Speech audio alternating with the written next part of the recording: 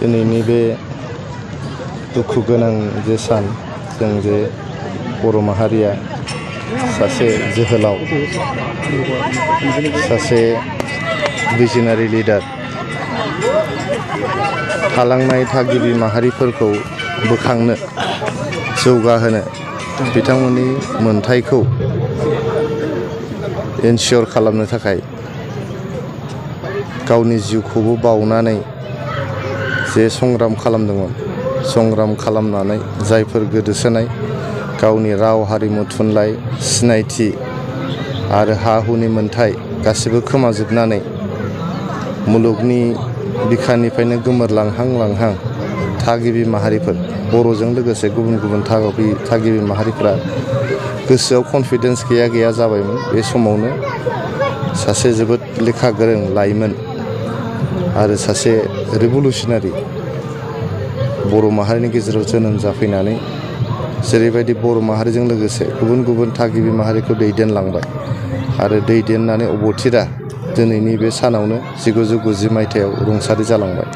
रुंसारि जाखांनायनि उनाव बर' माहारिया बिथांखौ मान होनानै बर'फोरनि बिफा बड'फा होननानै बिमुं होनानै अरायबो बिथांखौ सिबिबोदों आरो बिथांनि जे आद्रा सिमां, बिथांनि गालांनाय जे बिथांखिफोर, मावथांखिफोर, बेफोरखौ मावफुंलांनायनि मोनसे गिलिर बिबान जोंनि जोलैनो होलांदों।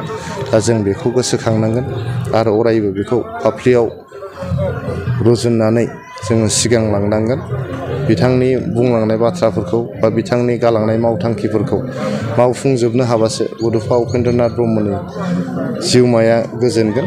दिनैनि बे दुखुथिया जे सान, बड'फानि रुंसारि जानाय सान, बे सानाव आङो आफा आनान गसाइनाव आर'ज गाबहरदों जाहाथे बड'फानि जिउमाया सोरगोआव आलो आलोयै थायो आरो इसोरा अरायबो जाहाथे बिथांनि जिउमाखौ गावजों लाफायो, बेखौनो आङो आनान गसाइनाव आर'ज गाबहरदों। सार, बेवहाय जों दिनैहाय जिहेतु बड'फा उपेन्द्रनाथ ब्रह्मनि थैनाय सान फालिनाय हाबाफारियावहाय जिहेतु राजखान्थिखौहाय जेबो लोब्बा लायाजासे गोबां राजखान्थि दोलोजों लोगोसे गुबुन गुबुन बर'नि माहारियारि आफादफोरा जिहेतु खौसे बाहागो लानायखौ जों नुनो मोनदों। बे बेलायाव मा बुंनो सानो?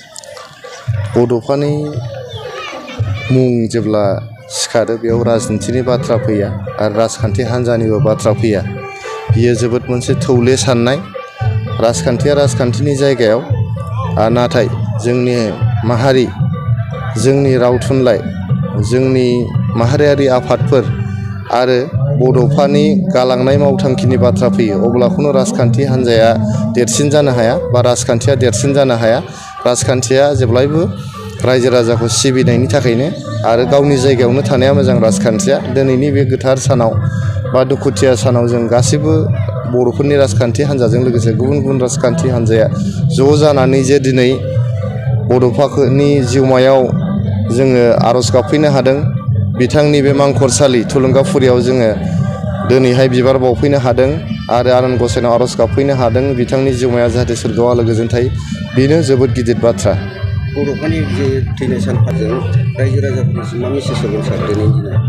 दिनैनि बे बड'फानि रुंसारि जानाय सान जे फालिदों, जों बेयाव बड'फानि मांखरसालि थुलुंगाफुरियाव मुंखौ जेरै जों होदों थुलुंगाफुरि, जोङो जेब्लायबो बड'फानि जिउ आरो मावलांनाय हाबाफारिफोरजों थुलुंगाखांनांगोन आरो बिथाङा जे बर'फोरनि थाखाय आरो थागिबि माहारिफोरनि थाखाय जेरैबायदि गावनि समखौ बावसोमलांनानै गासिबो नागारजोबनानै साख्रि बाख्रि न'खर गासिबो नागारजोबनानै हारिनि थाखाय हर सान बावसोमनानै गावनि लोमजानाय देहाखौब्लाबो लानानै बिथाङा जेरैबायदि मावलांबाय जोंनि बर' माहारिजों लोगोसे गुबुन गुबुन थागिबि माहारिफोरनि थाखाय, बेफोरनिफ्राय जोङो थुलुंगा लानांगोन आरो बे थुलुंगानि गेजेरजों जोङो अरायबो हारिखौ सिबिनायजों लोगोसे हादोरखौ सिबिलांनायनि जोङो मोनसे मावथांखि आखायाव लानांगोन।